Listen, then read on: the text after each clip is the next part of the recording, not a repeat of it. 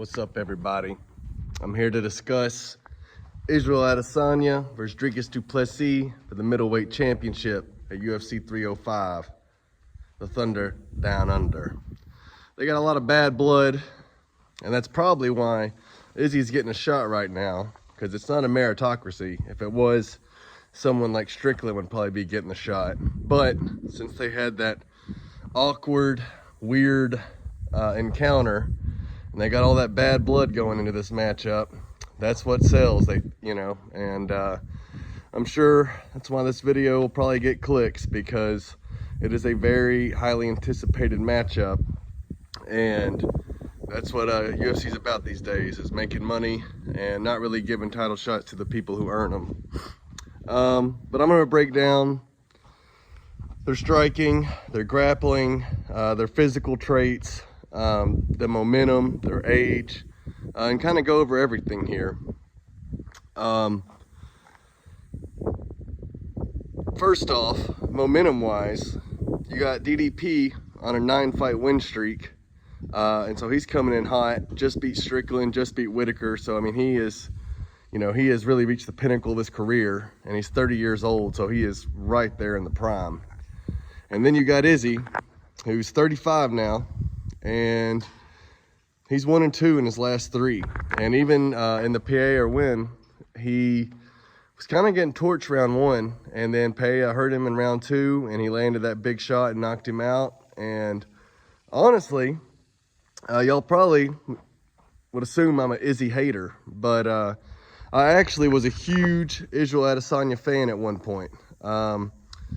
Actually, I was a huge Israel Adesanya fan up until the encounter in the cage with DDP.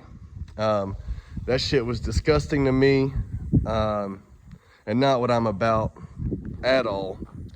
And I was kind of like, man, fuck this guy. After seeing that, I don't want nothing to do with Izzy no more, and I hope DDP knocks him out. But I'm gonna be objective in this breakdown, okay? Both guys have won me a lot of money. DDP has actually won me more money than probably any fighter in the UFC. The night he beat Whitaker, he won me $1,200. Turned a $100 bill into $1,200. I had a parlay of him, Volk, and can't remember who the other guy was. But, oh yeah, Pantoja, yeah. And so that was a good night for me. And that really turned me into a huge DDP fan, because I won a lot of money. But Izzy, I was on that train. I remember telling all my friends he was going to beat Peña in the rematch, and everyone was clowning me, and I was defending Izzy to everybody. And then Izzy knocks him out, and a ton of Izzy fans came back on the bandwagon, which I never left. And it wasn't until that encounter with DDP that it just gave me the wrong taste. And I'm like, fuck him. And but yeah, now we'll get into the meat of this video, the actual breakdown. I think, when you compare their length, Izzy's 6'4", has an 80-inch reach. DDP, he's 6'1", 76-inch reach. And so you got to give the reach advantage to Izzy. When you go to cardio, Izzy's had a ton of 5-round fights. And even though DDP went a hard 5 with Sean last time out, as many 5-rounders as Izzy's had, you got to give him the cardio advantage as well. Granted, DDP's cardio seems to be a lot better now that he improved the nose. And I also always thought DDP's cardio was overblown because of his breathing. But if you notice, the fighters he fought seemed to always be the ones who got more tired and not him. Now, I'm still going to give the cardio edge to Izzy. One thing though, Izzy is supposedly bulked up to 230 pounds and is bigger than he's ever been. And now he's going to cut to 185. So how will that affect his cardio? It's a good point.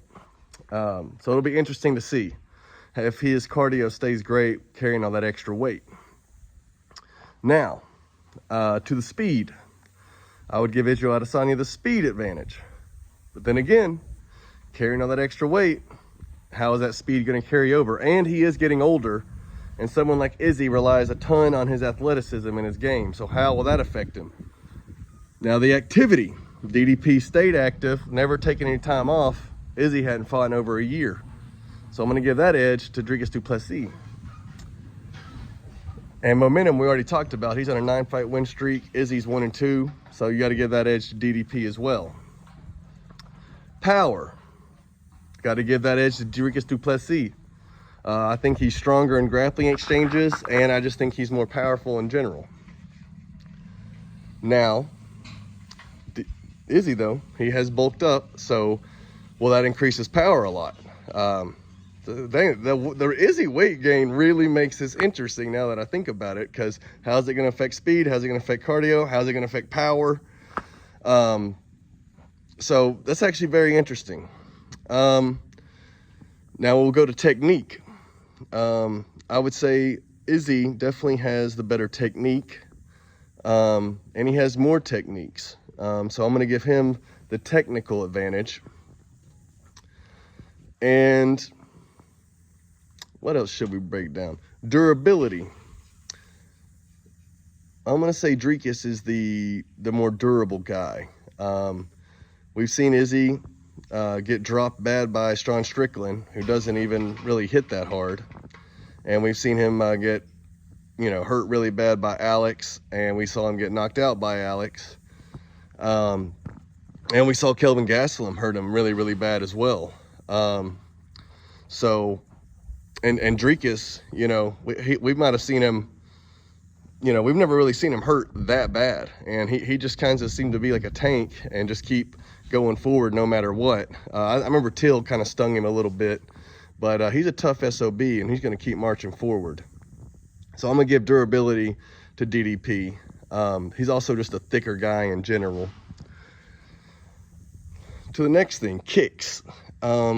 Izzy, he definitely has the better kicks, so I'm going to give him that edge. So far, we've given a lot of advantages to Israel Adesanya. Now, if this was kickboxing, I would choose Izzy. However, this is MMA, and this is why I will be picking DDP to win. I think Dricus is a much better grappler. I think he has better takedowns. Obviously, he's a better defensive grappler as well. But I think, Izzy was taken down 4 times by Vettori and taken down 4 times by Robert Whittaker.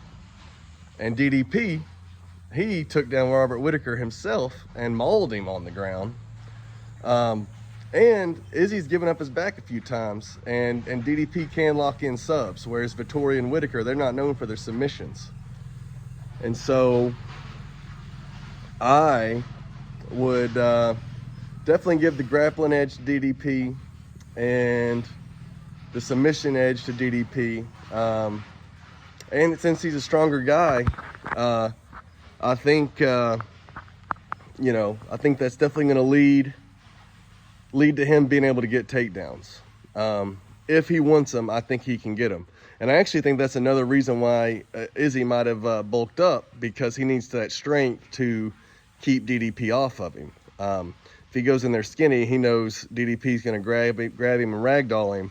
And so he's maybe shaving off a little bit of speed and cardio, which he knows he probably had a big advantage in order to get his power up and get his strength up so he can possibly keep the fight standing. Because if it goes to the ground, I think DDP's going to maul him, and he's definitely the better ground fighter. Now, this is going to be a good one.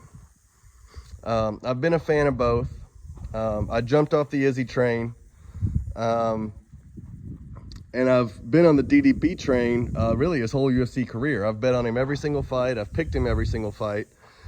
And every fight, it's the same story. I'll pick DDP.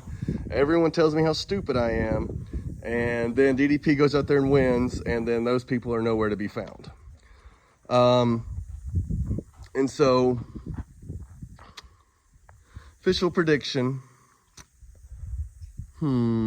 Official prediction. Ooh. I can't lie. If it stays standing, I wouldn't be shocked at all if Izzy were to catch him and knock him out.